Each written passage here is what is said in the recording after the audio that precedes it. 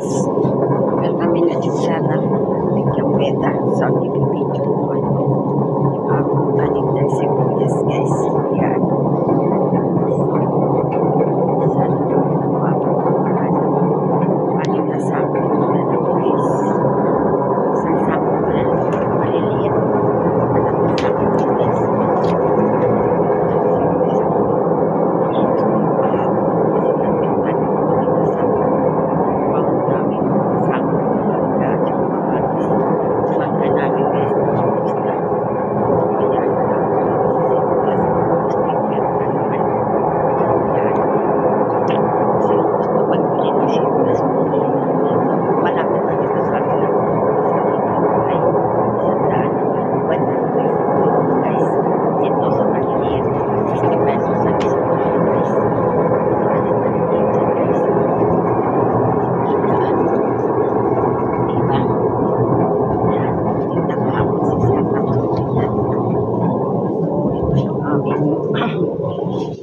Aming mangga, guys.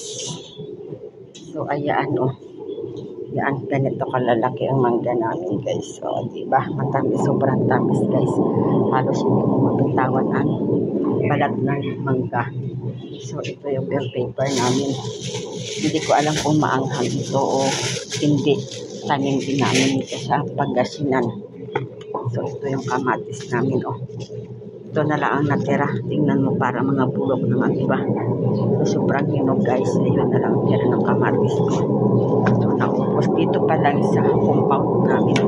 Naubos na yung aking paninda. So, sa isang kalahating araw lang, guys. So, yan.